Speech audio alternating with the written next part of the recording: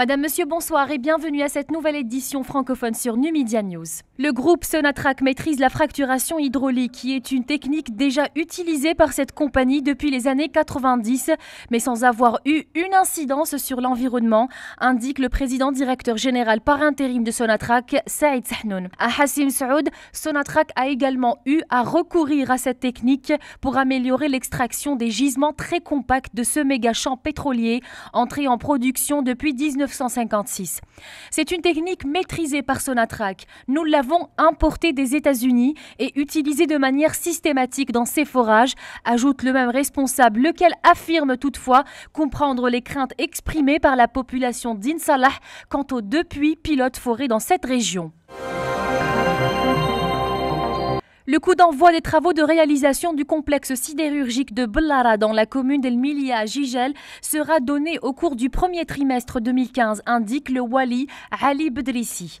Les procédures préalables au lancement de cet important projet ont atteint un stade très avancé, ajoute le même responsable, précisant que les contrats relatifs à la réalisation des laminoirs de ce complexe sidérurgique devraient être signés dans les prochaines semaines entre la société mixte algéro-qatari dénommée Algerian Qatari Solb et le groupe italien Danieli, chargé de la construction du complexe dans un délai de 20 mois. La concrétisation de ce grand projet qui vise la satisfaction des besoins nationaux en matière de ronds à béton permettra à la wilaya de Jijel de se hisser au rang de pôle industriel de premier plan au niveau national, a encore affirmé Ali Bedrissi. Une quantité de 82 kg de cocaïne a été saisie au large de Ain Mouchent par les gardes-côtes, selon le commandant régional de la gendarmerie nationale, le général Tahar Othmani. La drogue saisie a été remise pour analyse à la brigade de gendarmerie de Bozdjar à Ain Mouchent, où il a été confirmé qu'il s'agit bel et bien de cocaïne. Une enquête a été ouverte pour élucider cette affaire selon une source sécuritaire. Madame, Monsieur, dans l'actualité internationale, les participants au second round du dialogue interlibyen se sont entendus sur le principe de la formation d'un gouvernement d'unité nationale. Les participants ont discuté pendant 2 jours des questions à l'agenda, dont la formation d'un gouvernement d'unité nationale, de mesures de confiance et du lieu des prochains rounds. Depuis Addis Abeba, où se prépare le sommet de l'Union africaine, le ministre des Affaires étrangères, Ramtan Lamamra, rappelle la nécessité de ce dialogue interlibyen. 3 des 17 participants à ce dialogue vont rester à Genève pour participer aujourd'hui à une table ronde regroupant des représentants des conseils municipaux et locaux pour discuter de mesures de confiance, également au Palais des Nations, indique une source diplomatique. Le représentant spécial du secrétaire général de l'ONU et chef de la mission des Nations Unies pour la Libye, Bernardino León, affirme que les discussions se déroulent dans un esprit positif.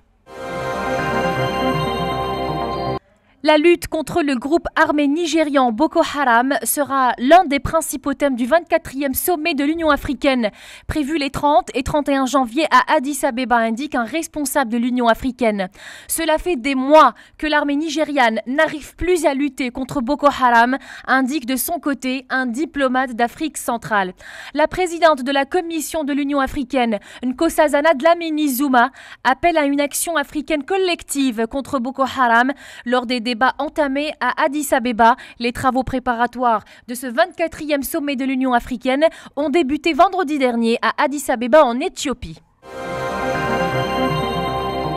Le conseiller spécial du secrétaire général de l'ONU sur le Yémen, Jamel Ben Omar, exprime sa satisfaction après la libération du directeur de cabinet du président yéménite Abdrabbou Mansour Hadi par la milice chiite des Houthis.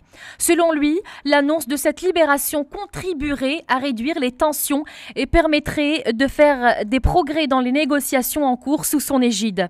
Pour rappel, l'enlèvement de Ahmed Awad Ben Moubarak a été condamné par le secrétaire général de l'ONU Ban Ki-moon, lequel avait également appelé à sa libération. L'émissaire de l'ONU au Yémen poursuit ses contacts sur place avec les principaux protagonistes afin de faire appliquer l'accord politique du 21 septembre 2014, lequel prévoit un retrait des miliciens chiites de Sanaa.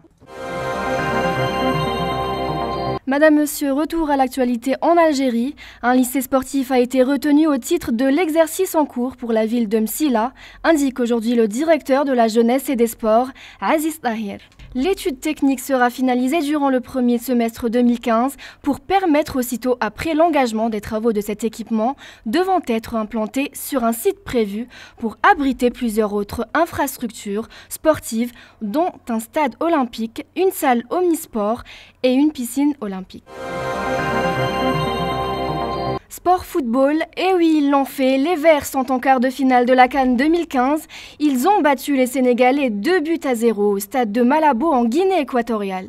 L'équipe nationale connaîtra son prochain adversaire ce soir et jouera son prochain match dimanche prochain. Madame, Monsieur, c'est la fin de cette édition en bref sur Numedia News. Merci de l'avoir suivi. À très bientôt.